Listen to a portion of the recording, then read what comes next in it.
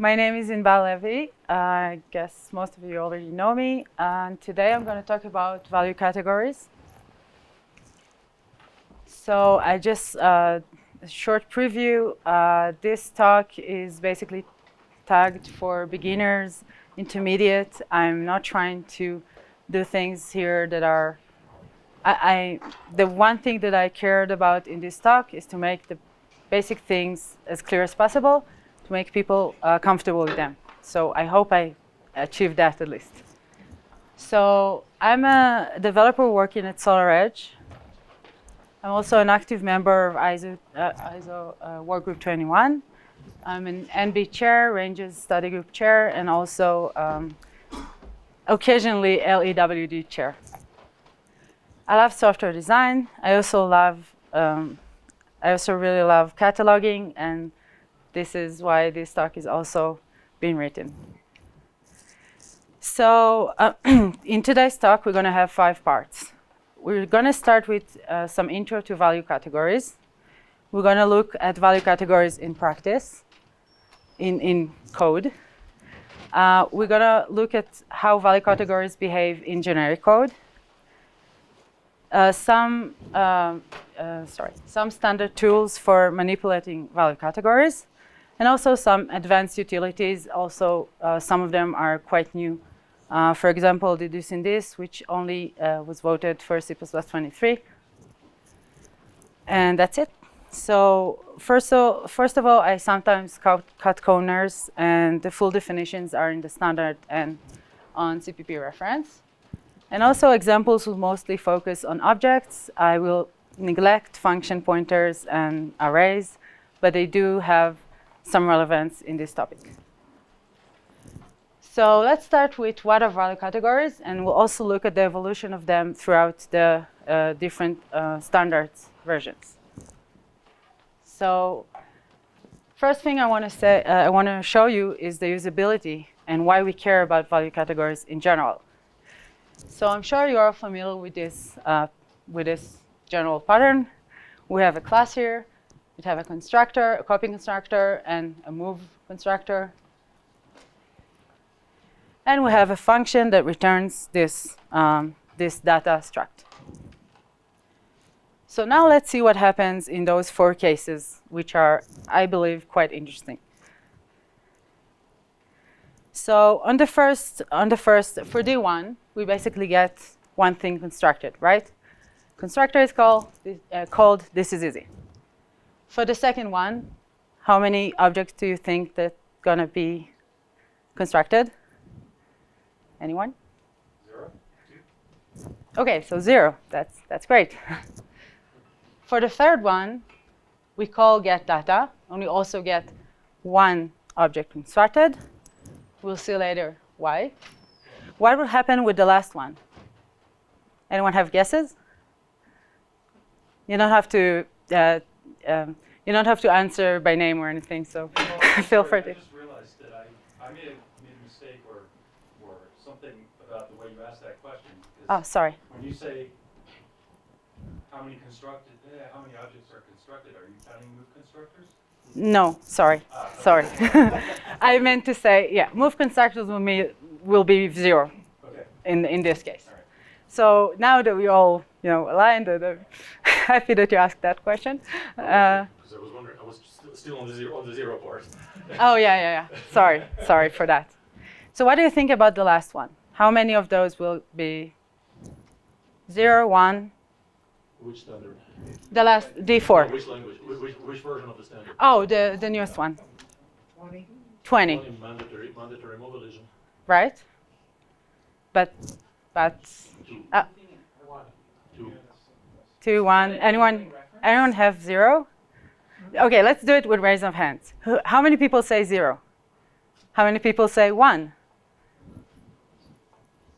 Okay. How many people say 2? 2 was a possible organization. Okay.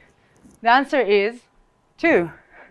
Okay, so I'm sorry. I've kind of that's not really fair. GetData returns const data. So move can capture.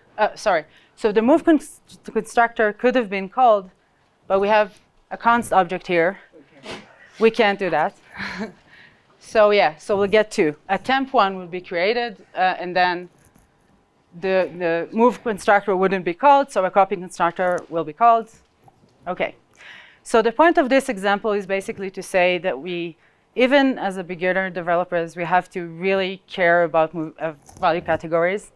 And I wasn't trying to mislead anyone. And OK, so let's start. So value categories were inherited from C. C had L value expression. The original term referred to the location in regards to assignment. So we have L value on the left, and we have R value on the right. So value category of an entity basically defines the lifetime of this entity and the identity of this entity. So, and entities, I think lifetime is quite intuitive, but identity is basically saying, can we take this thing's address? And also value categories affect 2 very major aspects of libraries, which is performance, as we've just seen, and overload resolution, which I will briefly go over, even though I already did that in my previous talk. So one thing I want to emphasize, value category is an expression, is a quality of expression. We care about value category in regards to a specific expression, not to object. So here we have additional struct data. And we have a function foo takes by R value reference. So let's see what happens here. We create A, which is an R value reference, and I'll explain all those terms a bit later, so don't feel uncomfortable if you're not familiar with them. We have created this A, and then we call it with foo.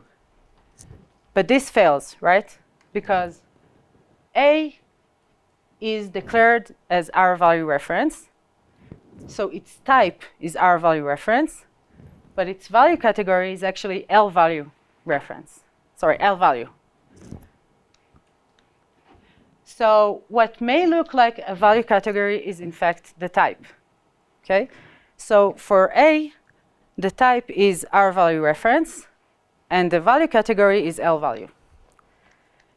What may look like something that is the same entity can in fact have different value category in different contexts. So this foo that takes data 73, okay?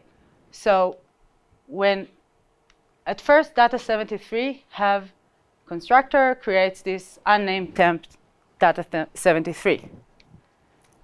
Then data 73 binds to R value reference X of that is declared in foo.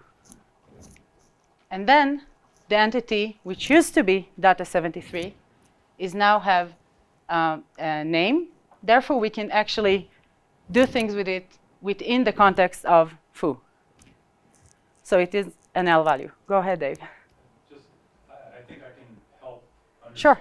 with the motivation for that, that the reason that A is an L value is that it was thought to be really problematic to have named things suddenly lose their contents because you pass them to a function that happened to decide to move from, right? Right. So that's all. Thank you, Dave. So I'll just mention that Dave was involved in the process of adding both move semantics and references to the language. Hope I'm not wrong. And I will mention that later. And thank you for that. OK, so each expression have 2 properties. A type, which includes civic qualifiers, but we wouldn't focus on this talk, and a value category. And value category, as I mentioned, is a quality of expression. So this is the diagram that appears in the standard. You can see, we'll talk about it a bit more later, but you can see underneath the diagram that the text says expression category taxonomy. So this is an expression thing. And this, by the way, this specific diagram, as far as I know, was introduced in N3055 in 2010. So as I mentioned, value categories have changed dramatically throughout the lifetime of C++ versions. And let's go deeper into evolution of value categories. Any questions so far? OK, cool. So as I mentioned on C language, there were 3 types of expressions: L-value expression, non-L-value object expression, and function designator expression. C 98 added L-value references. So basically added references, what we now know as L-value references. And expression is either L-value or R-value. So L-values would be objects, functions, references. R-values would be non-L-value and and can be bound by const L-value reference. 0.3 basically made no significant change. C++ 11 added R-value references and move semantics. But those 3 people in different order, so they are all the authors of these papers, but I didn't want to write them for each one, so I just wrote all of them at once. And again, hello, Days. It's nice that you're here. So a proposal to add move semantics, also the forwarding problem, which I think is a very interesting paper, and a proposal to add R-value reference to C++. So this table basically represents what we had in C++ 11. So we either had things that has identity or things that doesn't have identity, things that can't be moved from, and things that can be moved from. So the things that has identity and can't be moved from are L-value, has identity and can be moved from are X-value, and doesn't have identity and can be moved from are PR-value. C++ 17 added guaranteed copy elision. So this paper by Richard Smith, P0135, have added a change in the definition of PR value. So instead of this table that we had before, PR value have turned kind of into a ghost entity. And that's just my intuition about it. And now, instead of moving from PR value, we're moving from something that it is PR value materialization. So I will, this is a quote from the paper. And the result of a PR value is the value that the expression stores in its context. We'll see that a bit later again with some more quotes from this paper. But I actually think that unlike a lot of times, in this case, the wording in the standards are actually quite clear and helping to understand the term. So I will use quotes from that. So C++ 20 have added, in the first version that was published, implicitly moved from R-value references, so increased the amount of implicit moves. And also editorial thing, which I actually do find kind of interesting because it emphasized what I said before, that the value categories was moved from basic to expression part of the standard.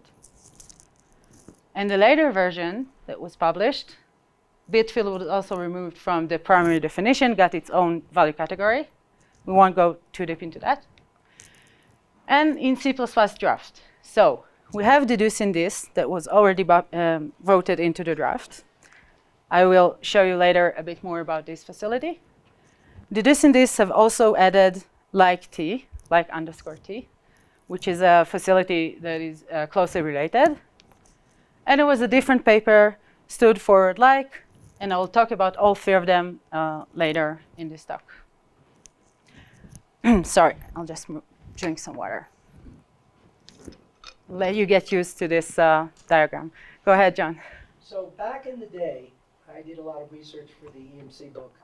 This is one of the most painful diagrams to understand, and I'm here still trying to learn it after I published it. So I do hope that I'll be able to help with that. No, I need help, but you can help me here. So C++ 11 was published with an understanding of what an X value was, an R value was, and an L value was. And an X value was basically the new thing, the new kid on the block, that just said, yeah, I do have a name, and yes, I want to be able to move it. And that kind of corresponded to move, and everybody was happy.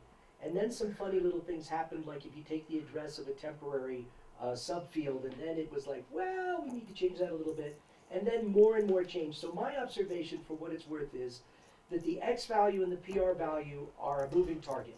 You started out with the smallest possible set of X values, and then you discovered more. It's like Bitcoin. And so the more you mine, the more X values you get. And as we proceed forward, once you go X, you never go back. That's my understanding of value categories for anybody who Yeah, thank you for that. That wasn't coordinated or anything. Thank you for that. That's really awesome. I hope the audio have captured that. That's very cool. Yeah, so I just want to say again, so I do go into definitions and things like that in this talk. It's not the talk that is aiming to be the most user-friendly. There are other talks that also explain those things quite more, I think, more friendliness. But I did actually care about making sure that the terms and the exact terms are somehow being able to go through.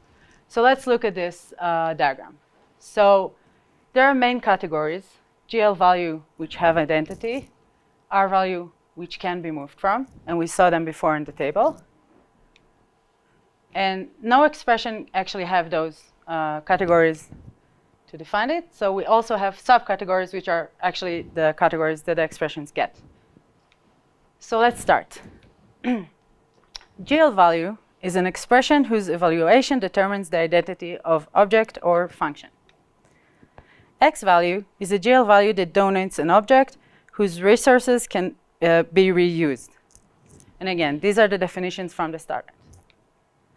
Peer value, I will not read all of that, but it's basically an expression whose evaluation initializes an object or computes the value of an operand, etc., etc.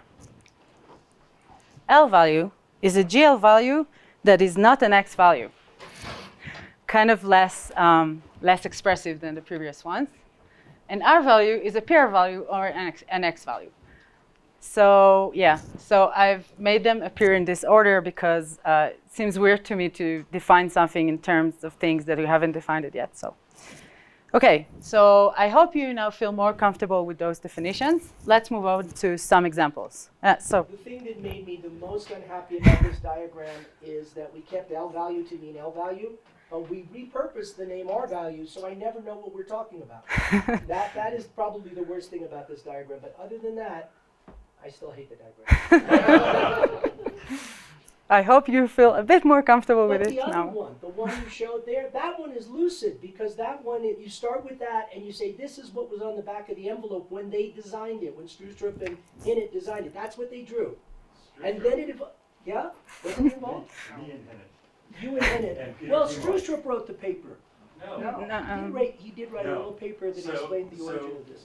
For what it's worth, Please tell me. My take on this was, I always hated the diagram too. Actually, I hated it from the beginning because as a programmer, I never needed a concept other than L value and R value in order to do my work. So that diagram is necessary for some level of specification in the standard. But as far as I know, knowing all these subcategories isn't something you need in order to be able to program with move semantics and R value reference. I agree. And that's why the moving target doesn't hurt developers, but it hurts compiler writers. Maybe. Right. So I will just mention that, yeah, Dave is right. You don't need all of that to be a good programmer. I just think they're kind of interesting. So, okay.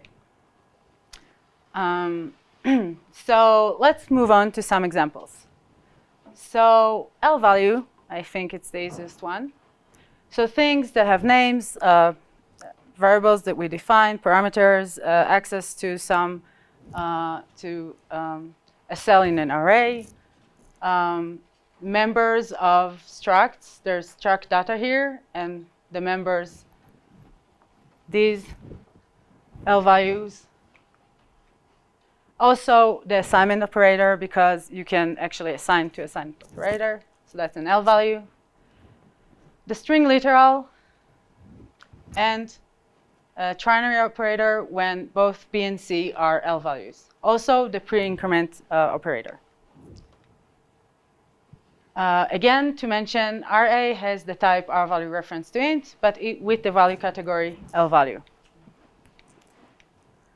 PR values. So you can see that I'm saying that I'm putting a like asterisk on that, just to remind you that we are dealing with the PR value materialization. So literals, which are not string literals, null pointer, booleans, true, false, things like that. Also, this pointer and post increment operator. Lambdas, the ternary operator when we get PR values on both the second and the third places. For example, throw is void PR value. And X values.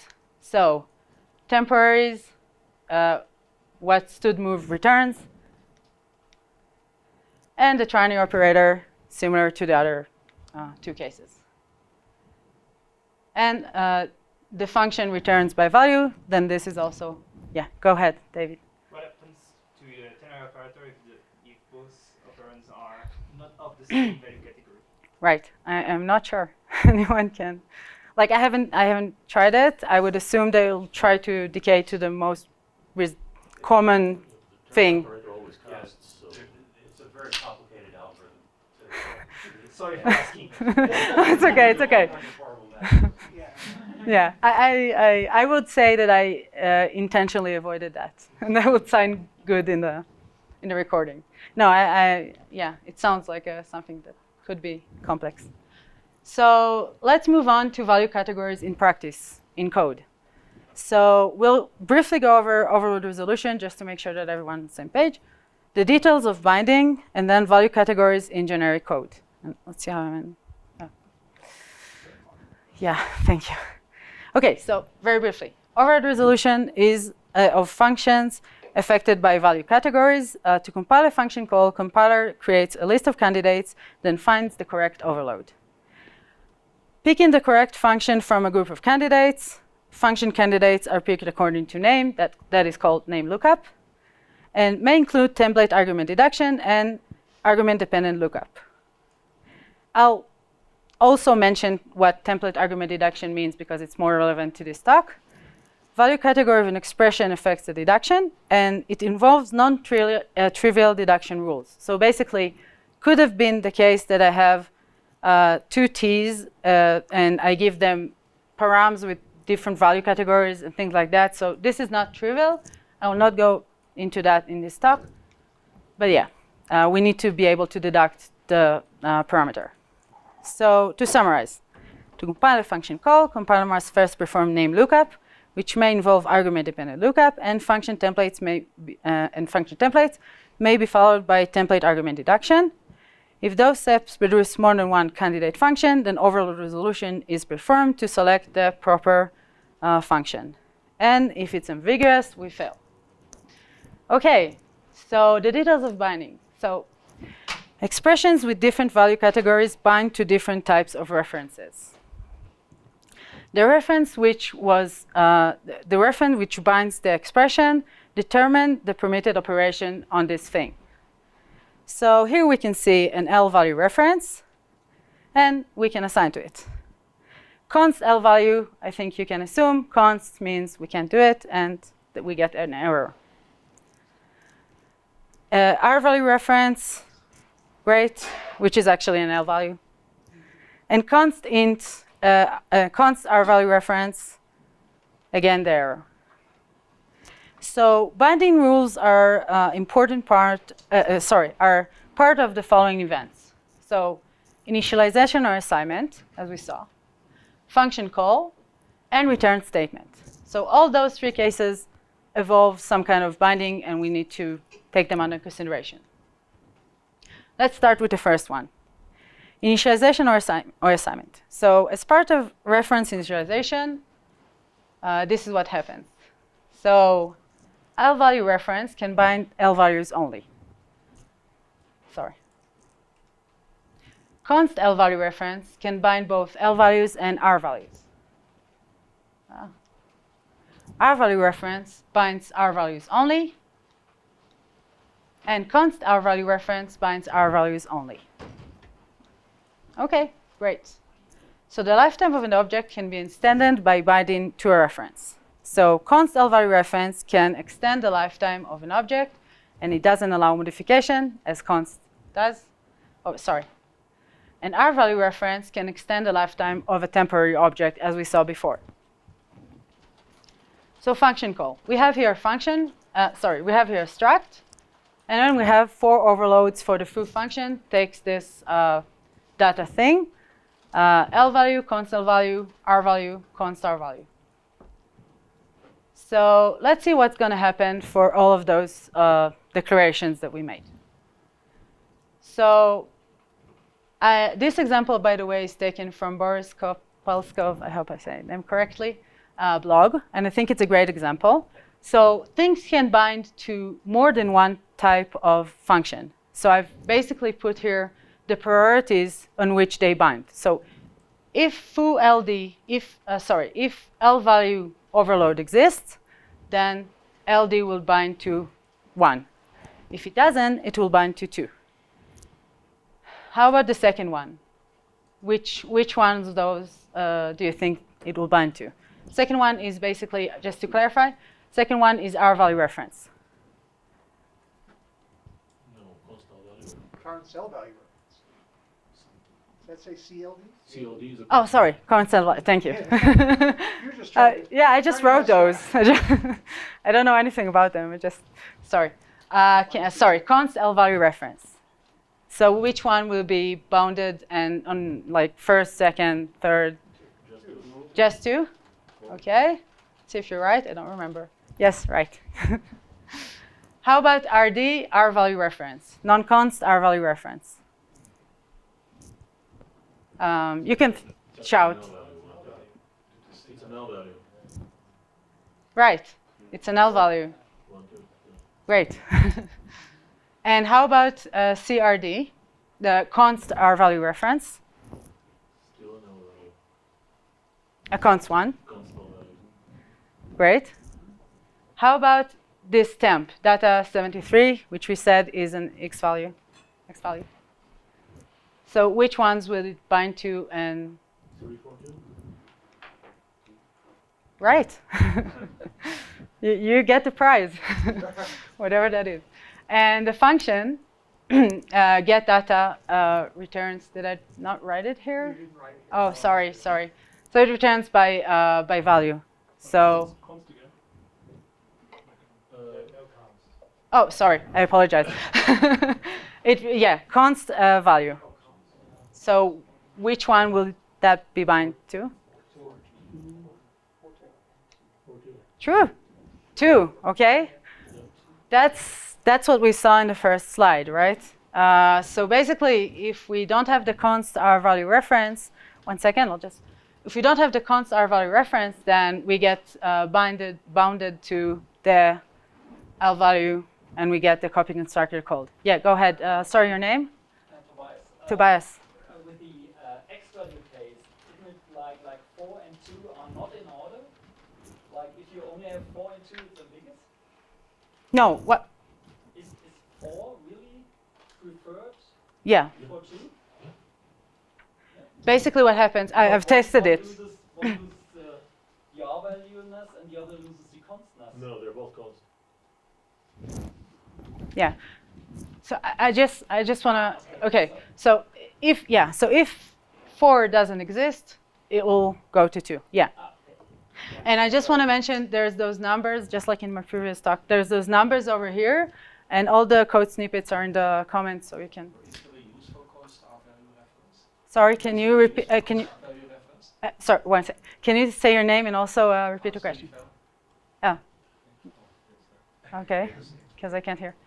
So what was the question? Is there a use for a const R value reference? Oh, right. Okay, I'm going to talk about, okay, so he asked if, sorry, your name again? Hans, thank you. Hans asked if there's a usefulness in R value reference, and I will, const R value reference, and I will talk about it a bit later. Thank you. Thank you, Hans, sorry, I will address that. So limitation on object in the concept of the function are according to what we bound it to. So basically, if a function is called, for each function that is called, it determines how can we address that inside the function body. And non-static member functions behave similarly. Okay, so we address to the value category of the member, and this have a similar behavior. Yeah. So just as Hans have just asked, I think people might correctly, but main use case for const r-value reference is by deleting the function that is bound to const r-value reference. Now, the way what this does is basically prevents you from getting r-values at all. So yeah, so that's the main usability. So The main use sorry. of const r-value reference? So as far as I know, the way to, so you would like to delete the function that takes a value, const r-value reference, and that will prevent from your class to accept r-values at all. So that's a use case. Like Disables binding of a const r of an r value to a const l value reference. I see what you're saying. Okay. Yeah. So it's explicitly to declare it and make it unavailable. exactly. Yeah, you delete it, which will, because if overload resolution, delete them does not remove you from overload resolution. If during overload resolution you hit deleted function, that's it. The code doesn't compile. Okay. Right. And I may be correct. No, that's cool. We don't Okay. have a use case for it. You're welcome. And if anyone else knows other uses, feel free to. Yeah, please. Yeah. Okay. So return statements. So starting from C++17, the behavior of value categories is affected by the guaranteed copy elision paper that I've mentioned before. And there are two mandatory elisions two elisions that were mandatory, that were made mandatory starting from 17. So even though it doesn't address directly to value categories, it does affect what happens to our expressions. So I do want to go over them very briefly. So the first optimization is in object initialization. We have here data 42 temp member, and then wrapping it, there's a data. So we'll basically get only one constructor and not constructor and then copy constructor as we could have had. And on return statement, there's unnamed return value optimization, RVO. So if we have a function returning by value and we return a temp, we wouldn't get a constructor for the temp and then move constructor. We'll just get one constructor. So these are the major optimizations that are relevant to our talk. There's also non-mandatory named return value optimization. This was not changed in 17. Just to complete the set, we can have a function with named parameter declared, and then we can return it. And we'll only get one constructor in this case. Oh, sorry. One thing I need to mention is that there are some limitations on those. So for example, if we have runtime condition, that might eliminate the optimizations and so on. So this is there are also you need to adjust the details as well. But the move constructor is mandatory. Right. I meant the NRVO. Yeah, the NRVO is optional, but the replacement of the copy constructor by move constructor, that part is mandatory. Okay, thank you. Okay, so temporary materialization. So if you recall, we had a table and we replaced with PR value materialization, which was, for me at least, it's nice to think about as a ghost, sort of. So let's look at the wording from the paper that added this change, and also, as I mentioned, I think it's quite clear. So a PR value of type T can be converted to an X value of type T. This conversion initializes a temporary object of type T from the PR value by evaluating the PR value with the temporary object as its result object, and produce an X value denoting the temporary object. So we had a ghost. We are now materializing it. And in order to materialize, this is my addition, T shall be a complete type. Okay. So notice the last line is important because only in order to materialize, T should be a complete type. If we don't materialize that, then we don't need a complete type. So just to express what we saw in the previous slide about the NRVO and RVO, this is RVO, and this is NRVO. And here, the process goes like this. We have a PR value of data, a temp data evaluating PR value, and produce an X value. On here, we have L value of type data, L value initialize a temp data, and this is the optimization, and now we get an X value. Okay? Cool. All right. So last thing that affects return statements is const versus not const. I'll briefly go over this because we're kind of short in time. So const data, this function returns const data, and the first function returns data. So, right, okay. So the first case, there's no difference resulting from the const. And the second case, we get error on both options. On the third case, we get again the assignment to cost L value ref. But the last case, we can get an error on the R value reference trying to bind the result of get. But if we didn't have a const, that would work. So of course, we'll need to bind it to a const R value. So notice that all the parts that are marked in asterisks are extending lifetime.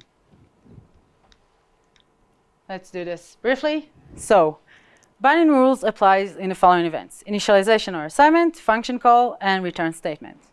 And the behavior of an entity is defined by the thing that bound it. So initialization limits are according to the reference. In functions, the limits are according to the declaration of the parameter in the function. And return statement limits are limits in initialization with additional rules due to optimizations that we just saw. Okay, so we've finished this part. I'm a bit short on time, so I'll try to go very briefly on that. So now we're going to see how value categories behave in generic code, because this is really the heavier part that we need value categories for, especially in libraries. So template instantiation and overload resolution are affected by value category of the expression. When a function template participates in overload resolution, template argument deduction occurs, substitution occurs, and that can be affected by L value to L value, array to pointer, or function to pointer implicit conversions. So I've now reached to another very important topic regarding value categories, which is reference collapsing. So when we address generic code, and also when we address type aliases, we need to take under consideration the references have to collapse into something that is reasonable to the compiler. So we can't have like 4 references in a row. That's nothing that is defined in the language. So we have to collapse them into something. So the rules for collapsing are as follows. I have here defined LR, which is an L value reference, and RR, which is an R value reference. And in all of those cases, here we have 2 references, they collapse to 1. Here we have 3, they collapse to 1. Here we have 2 from the definition of the type, right? They collapse to 1. And the definition of the type here gives us 2 references, and they all collapse to 2 references. I find it easier to the easiest to remember this because the upper set is also AND operator. So basically, anything that is different collapses to 1. I would think of it as a 0. And everything that is the same, which is like true, collapses to true. So that's a way to remember that. You can probably have a different one of your own. And this is also relevant to template argument deduction, as I mentioned. So here we have a template. We have foo that takes LRT. LR is L value reference. Therefore, we get reference type foo of int reference, foo of L value. And we also have a foo of the definition of LR with additional reference, and it will still collapse to L value reference. So templates behave the same. And yeah. All right. So forwarding parameters inside a function template takes our value categories under consideration. And the term was first suggested by Scott Myers. It was called universal reference. And in the standard, it appears as forwarding reference. So due to template argument deduction, our value reference has a special meaning in context of function templates. So we have a template function declared with forwarding reference. I've almost said our value reference myself. And again, the type is deduced in order to keep the value category of the expression. So here we can see in each case which t we will deduce in order to, so this is the t that will be in the deduction of the template. And the bottom line of this is that we preserve the value category of the expression that we get throughout the forwarding reference. So this is very important if you want to create wrappers, things like that. So we've now finished the introduction, and we will move to different utilities in the standard addressing value categories. So I am a bit short on time. Yeah. So I will say that the major point of this part was basically just to briefly scan over a lot of different things that are maybe, that you need to know in order to deal with value categories and can help you. Now, I have slides for each one of those, but I don't think we have enough time for that. So I will put that on, and I'll get some questions. And we'll basically then briefly go over them. And there's additional set that is the more advanced ones. So any questions so far? OK. Oh, sorry. Go ahead, Daisy. You forgot remove CPRef. Yeah, it's my favorite. Oh, yeah. OK. Yeah, you're right. You should generally be using instead of decay. Yeah, yeah. Yeah. You're right. Actually, that when you have an array, an all-style array, decay decays it to the pointer, and then you lose the nature of the array. Right. Of course. I said so. I don't address arrays and function pointers too much in this talk, but yeah, you're right, Daisy. And I just want to point out that I have additional sets later, but OK, these are the basic ones. So let's go very briefly over those. I'll not go into every side because time is short. So is L value reference, is our value reference, are type traits which are useful. Is same is basically, I'm showing it here because I'm using it to determine the value category of an expression. So I'll briefly go over that, sorry. So basically what I did in those examples is I defined this kind of trait. In this specific example, I used remove reference. And I use is same to determine whether the expressions are, So this is like the utility that I've been using in most of the examples. So yeah, so now we know what is same is, and we know that we have decal type. It evaluates the expression, yields a type plus value category. One second, I'll just finish this slide. And decal type preserves the value category. So that's useful. The rules for decal type. And it can be used instead of a type. And the decal type auto can also be used in template functions. So as I mentioned, I won't go over all of the details because the time is short. But yeah, go ahead, Peter. The utility you showed, does it, you showed us why value category and the type isn't the same. Is this not querying whether or not like the type is L value reference or the type is R value reference and not actually the value category? Right. So I have not shown the full example. You're basically right. rules of decay that allows us to identify. So first of all, this is on the code snippet, the full thing. And the rules of decay allowed us to identify what was here, the value category, not the type. Yeah. Okay. So I'm sorry, I'm a bit like, yeah. I get it. Yeah, yeah. I can send you the complete example, and this is basically just like an intro to the. Okay. So one thing to point out regarding decal type is that double parentheses change the evaluation. It decays, and so on. So main use cases for decal type. We have a template that we don't know what it returns. We can use decal type auto, and we can also use stood forward to have the wrapper for the value category of the object. And let's avoid that. Okay, so I think I will now skip all the all the basic ones and move to the more advanced ones. Sorry for that.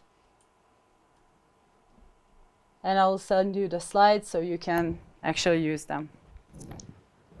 How much time do I have, actually? Oh, it's 42 minutes, right? Oh, I thought 15. Okay, never mind. Okay, I'll still go over those because I think they're more interesting, and there's a large table at the end. So more advanced ones are reference wrapper, ref, unwrap reference, Autocast, which was added in C++23 by, yeah. Yahoo, right? Jihao, thank you. Jihao, which is here with us. Concepts for 20 and deducing this for 23. So reference wrapper is a functional helper and produce L-value expression, which may be used as a reference. It provides extra safety, and it can even be used to create a container of objects, even if they are non-constructible or incomplete types. So here we have an array of things that we cannot, sorry, 1 second. Right, things that we cannot construct. The constructor is private. And we can actually initialize a vector of reference wrappers of this type and use this thing as we hoped. Ref and cref are basically function helpers to use those things that we saw before. And we don't actually need that in this example because it will be implicit conversion, but that's how we use this utility to wrap an object in order to pass it to a reference wrapper container, for example. And again, we can basically, instead of using the intref, etc., things like that, we can use the stood ref as a wrapper to the object. So unwrap reference basically does what we expect it to do. And unwrap reference decay, I've shown decay in the previous slides, is doing the same thing, only decays. So few words about decay, because I jumped over that. Decay is when you wrap expression with decay, you basically get behavior that is similar to what you get with auto. So auto is basically auto-decaying. Yeah. Oh, sorry about that. OK, Autocast was added to C++23. And do you want to talk about it? Feel free if you do. Because I have the author here, so it seems to be more reasonable. But OK. So basically, Autocast returns a PR value. So we have here 3 declarations. And we can, the third one, auto C of B and auto ref of B, are basically the same thing. This is not an Autocast. But the last one is, and we get a PR value returned from the Autocast. So that's useful. OK, I've now reached 2 concepts. Any other questions so far? Yeah, go ahead, Daisy. How does that differ from stood move? OK, I'm not sure how. Yeah. Stood move give you an X value, and it's R value reference. Auto always give you a PR value. Okay, So that makes if sense. if the thing you cast is already a PR value, the whole thing expression is no op. Okay, that makes sense. Can you go back one slide? I don't understand the last example, the Autocast case.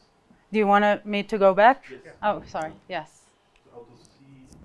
So in the other examples, you're from 42 to A to B, B to C, and then what is? Oh, I'm not. Yeah, this is not like. Okay, so it does nothing. Okay. It returns a PR value. It's kind of hard to show because it's a. Yeah, it's kind of hard to show, but yeah, it's not like the others. It doesn't do anything. What? Sorry? Can you, would it bind to an R value reference? Can you move from this? I believe so. Yeah, but yeah, right. This has nothing to do with customizing the behavior of auto to get back. No. It's something that you do on the type. You change the type's behavior. Yeah, and as Jihao have said, unlike move, it returns a PR value and not an X value. So it can materialize to an X value, but yeah. Okay. Concepts. So concepts can be used to constrain the value category of entities. And the library provides basically those, I think, most significant concepts regarding value categories. Move constructible, so satisfied if T is a reference type and if T is an object type that can be constructed from a T R value. Sorry about that. And we can also have stood movable. So basically, this is a bit more extended. It's move constructible, and in addition, assignable from and swappable. So of course, we can use those to construct our own, and in addition to type traits, to construct our own concepts and use them accordingly. Deducing this was added in C++23. It was also had a guest appearance in my previous talk. So here we have function foo, and this is an example of what we can do in order to cover all of the value categories in one function. It can either be inside of a class or general function.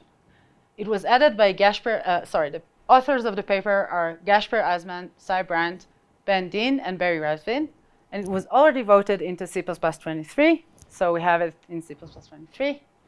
It allows specifying from within a member function the value category of the expression. It also can be combined with forwarding reference. So if this is what we had before, this is what deducing this allows us to do. So basically, we have this explicit this inside of the member of the function. And of course, we can replace all of those with the declaration of a template function, which is very nice, I think, for the library side. Saves a lot of code, makes the code more readable.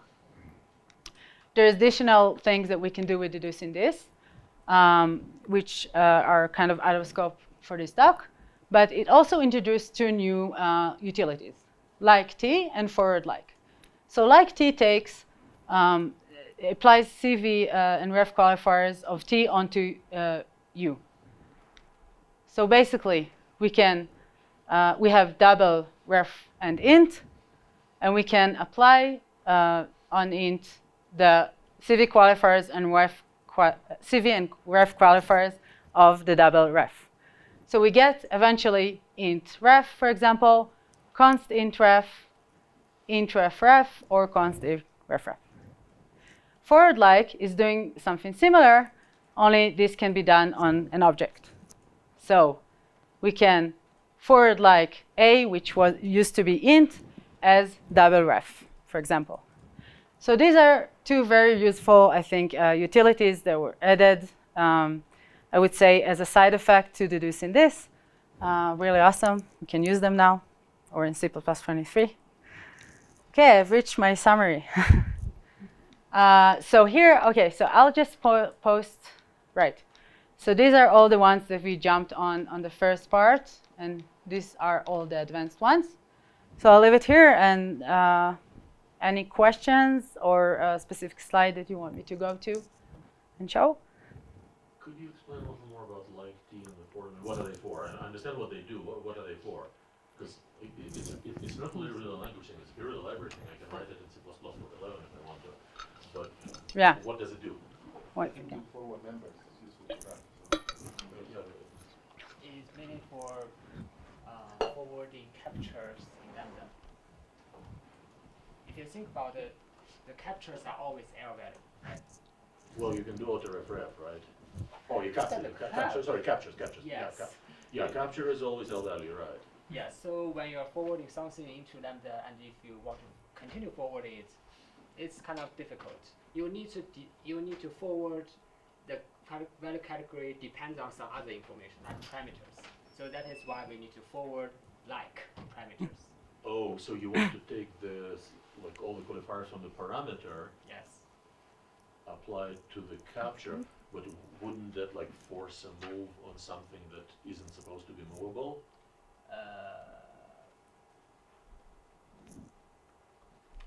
Because normally you have to volunteer into a move. Nothing can be moved by force. If inside my lambda I'll write forward like and my parameter is an R value, but the original object that when we captured was an L value, wouldn't you force a move on me which I didn't expect? So I just want to jump in and say that the paper deducing this have said, okay, I don't know if I'll get to that.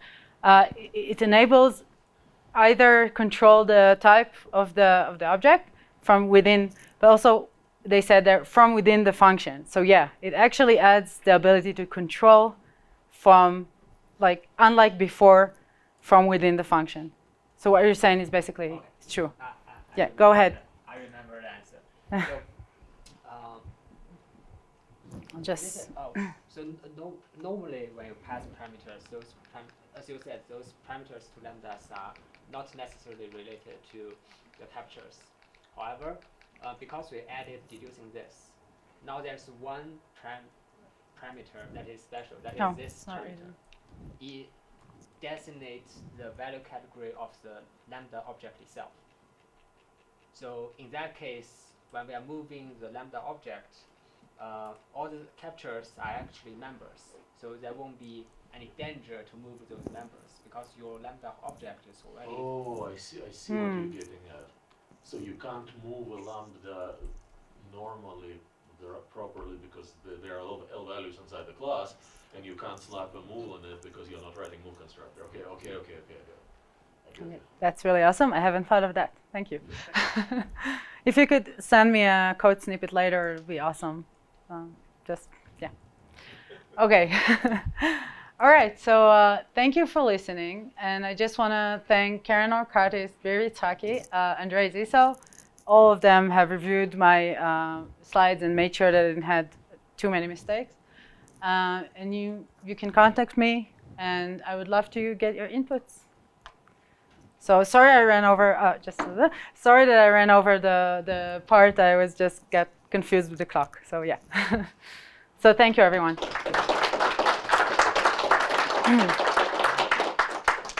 Yeah, go ahead.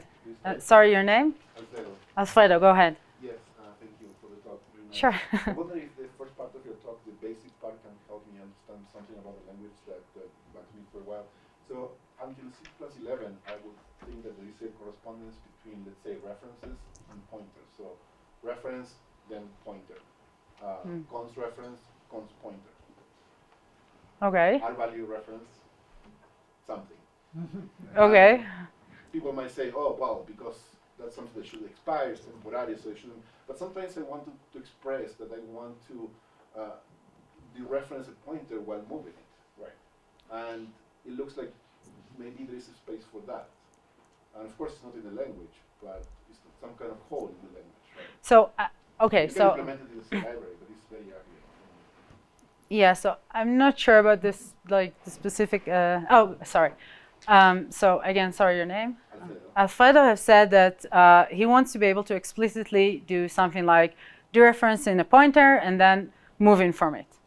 So first of all, first part of my question, my answer would be that there are more implicit moves in the in C++23.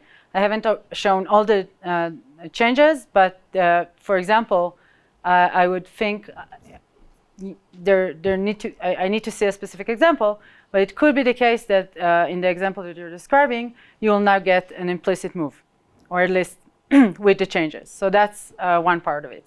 Regarding of doing that explicitly, so I wonder if you do a dereference to your pointer and then call studMove, for example, on that expression, will that satisfy your? Well, I mean, one application, for example, is that let's say you have a move vector, let's say, a value vector. Mm-hmm. You take that dot data or dot begin. I mean, that element that's point there is, I mean, can afford to be moved, right? And You can move it. So you're asking about safety or the being able to? It's about expressing the fact that elements pointed by something can be moved in the type of the pointer or the iterator. I see what you're saying. You mean we can't express it with a pointer to Exactly. our value? Yes. Yeah. So I think, okay, so I There's no reason for that. Move Yeah. actually has a bad name. It's not move, it's take the guts out of the other thing. It's stuck in the middle. okay, so you're Chris, not moving yeah. the object, you're just taking the guts out of it. So if you dereferenced it, you're moving the guts out of where it really used to really live. Yeah, so I'll just repeat what Chris have said.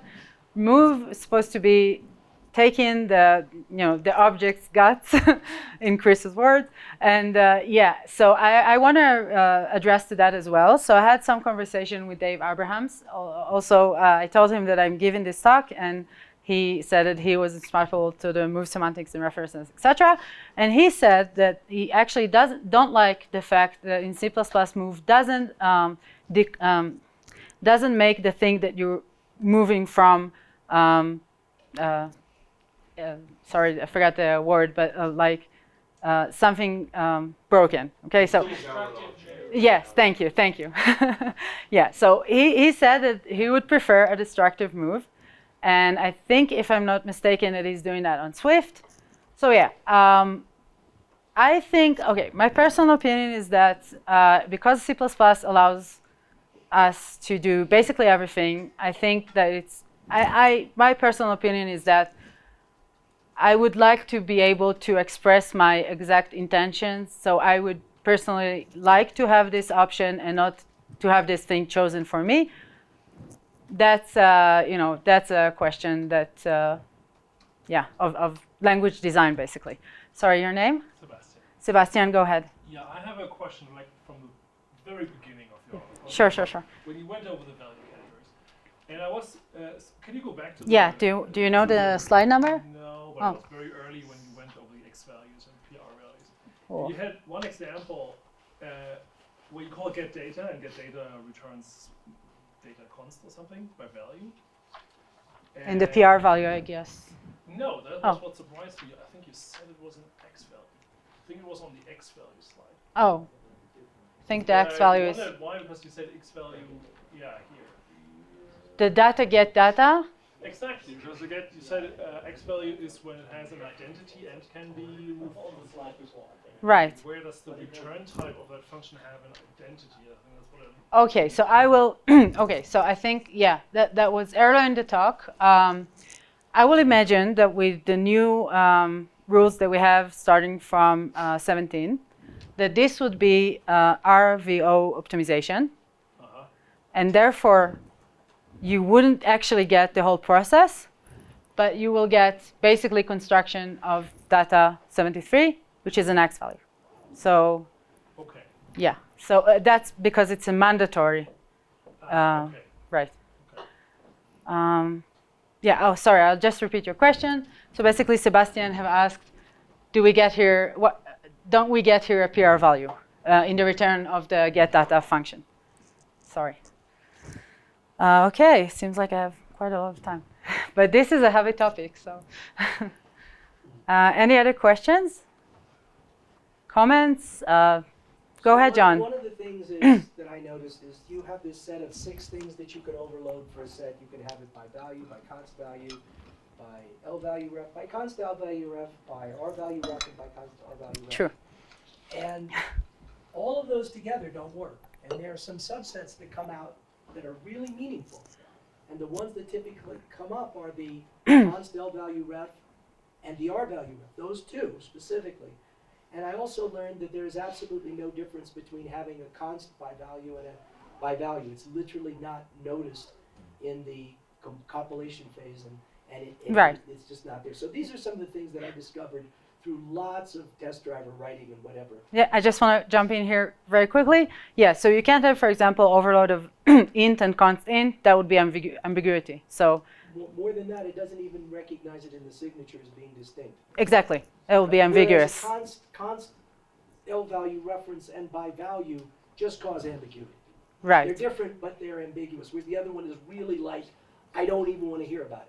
Right. Yeah. So I just want to point to your point, which is true. I think deducing this really helps with that. For example, because now you can apply forwarding reference rules, etc., and get exactly what you want, and it saves a lot of code, and it's great. But yeah, I agree with you that this is a pain for the library. It looks ugly, also for just normal code. So yeah, go ahead, Daisy. So after putting together this talk, what are your opinions on reference qualifiers in member functions? So, okay, so are you asking, so... Like, from a yeah. library design perspective, what are your opinions on should we or should we not reference qualify member functions? What will be the alternative, if I can get to the bottom of your intention? Like, not qualify, what would be the alternative that you right, so think you can, to have in you mind? can qualify a member function, you can also reference qualify a member function in the same way, right? Right. Some people think that that's just confusing and people will forget to move from this inside of the function, for instance, or something like that. Right.